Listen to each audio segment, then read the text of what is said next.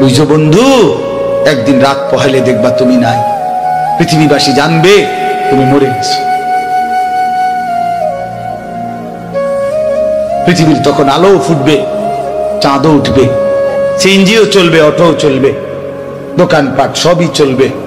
এই পৃথিবীর ওই হুল্লুর হুলুস্থুল ব্যস্ততা, ধোকাবাজ এই দুনিয়া, কেউ থামবে না, শুধু তোমারে কবরে পাঠায়। ধোকাবাজ এই দুনিয়া প্রতারক, এই দুনিয়া কেউ থামে না। সামনের সিএনজি অ্যাক্সিডেন্ট করলো, পিছনের সিএনজি থামে না, ছাড়ি দিয়ে যায় না।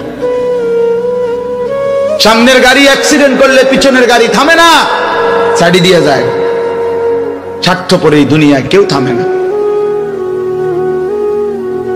হ্যাঁ, বাপরে দাফন কইরা এই সন্তান, এই বউ বাচ্চারাই আবার আসার পরে ওই দিনকেই ভাত খায়, তাই না? পেট বইরা খায়, লগের ঘরের থেকে আর আইন্দা আনছে, এরা ঠিকই পেট ভরে খায়। তোরা না কাঁদলো বিকালে, ওরা না দুপুরে কাঁদলো, কোন ভাত খায় খা।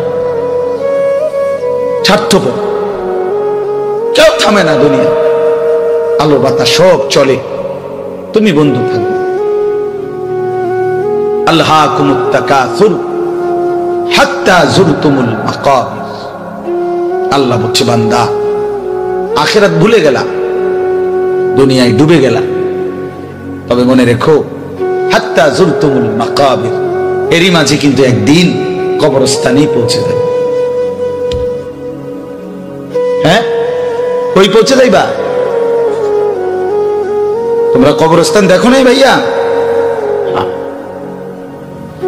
কাল্লা সাউফা তা'লামুন। আল্লাহ বলে, কবরে আসলেই আমি বুঝাই দেব বান্দা আমার নাফরমানির শাস্তি কেমন। সুম্মা কাল্লা সাউফা তা'লামুন। আবার নাফরমান হাসরের ময়দানে আসলে আমি আবার বুঝাই দেব আমার অবাধ্যতার শাস্তিটা কি। একবার বুঝাবো কবরে। তাফসীরের মধ্যে আছে কাল্লা সাউফা তা'লামুনা ফিল কবরি সুম্মা কাল্লা সাউফা তা'লামুনা ফিল আখিরাহ। আল্লাহ বলে, একবার কবরে বুঝাইব আমারে ত্যাগ করা, আমার নাফরমানি, আমারে সিজদা না করার শাস্তিটা কি। কবরেই টের পাইবা। ওয়ায়ুকাইয়াদু লাহু মালাকুন আমা ওয়া আসাম্মু আবকাম। নবী বলেন, নাফরমানের কবরে এমন একজন ফেরেশতা পাঠানো হবে, যেই ফেরেশতা অন্ধ, বোবা, বধির, চোখেও দেখে না, কানেও শোনে না, জবানেও কথা বলতে পারে না। ফায়ুদরাবু লাহু বিমিতরাকাতিন মিন হাদিদ ওয়ারবাতান বাইনা উদুনাইহি। আল্লাহর নবী বলেন, ওই ফেরেশতা ওই নাফরমান পাপীকে লোহার হাতুড়ি মুগুর দিয়ে দুই কান বরাবর এমন জোরে আঘাত মারবে, ফায়াসিহু সাইহাতান ইয়াসমাউহা মান ইয়ালিহি ইল্লা তাকালাইন। নবী বলেন, নাফরমান এত জোরে চিৎকার করবে, মানুষ এবং জিন ব্যতীত আল্লাহর সব সৃষ্টি শুনবে।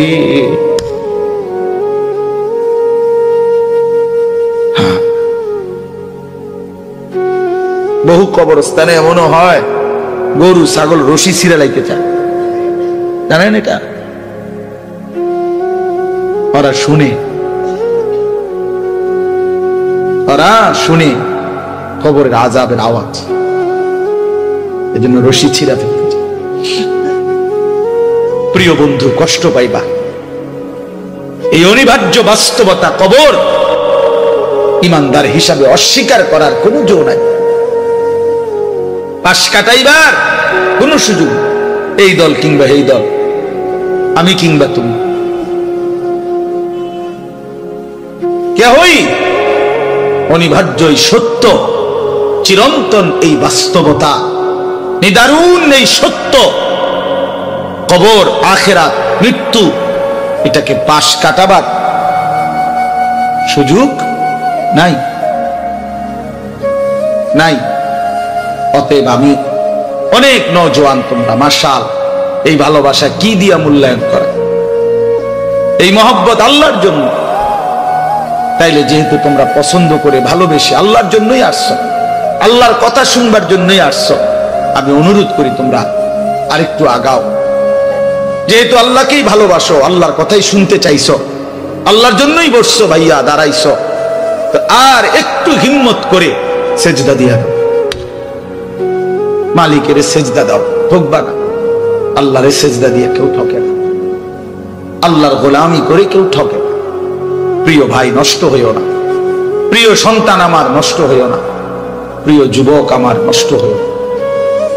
মুসলমানের কিশোর তরুণ নওজোয়ান, আগামীর ইসলামের পতাকা তুমি হাতে নিও, আগামীর কালেমার পতাকা তোমার হাতে। সারা পৃথিবীতে ইমানদারের বিজয় হবে, হচ্ছে। সারা পৃথিবীতে মজলুমের বিজয় হচ্ছে, জালেমের পতন হচ্ছে। কোথাও সারা পৃথিবীতেই জালেম থরথর করে কাঁপতেছে। হ্যাঁ, সারা পৃথিবীর বাস্তবতা, শুধু বাংলাদেশ আর সিরিয়া না। দুই জালেম তো চলে গেছে, বাকি জালেমরাও বেডিং পত্র গুছায় ফেলছে। 5ই আগস্টের জালেম ভাগছে, 8ই ডিসেম্বরে সিরিয়ার বাশার আল আসাদ নামে আরেক জালেম ভাগছে। বাকি জালেমরাও গাট্টি মুস্কা হইলা লাইছে, ওরাও ভাগবে। ইসরায়েলের ওই বেঈমান কুত্তা নেতানিয়াহু অয় পালাইবে, অয় পালা। বার্মার বেঈমান ওরাও পালাবে, ইন্ডিয়ার বেঈমানও পালাবে, কোন সন্দেহ। বিজয় ইমানদারের হবে ইনশাআল্লাহ, ইনশাআল্লাহ, ইনশাআল্লাহ। কালেমার বিজয় হবে। আমি না থাকলে সমস্যা নাই, আমি শহীদ হয়ে গেলে কোনো অসুবিধা নাই, আমার মতো হাজার লাখ শহীদ হলে কোনো অসুবিধা নাই, কিন্তু বিজয় ইমানদারের। কোন ষড়যন্ত্র বাংলাদেশ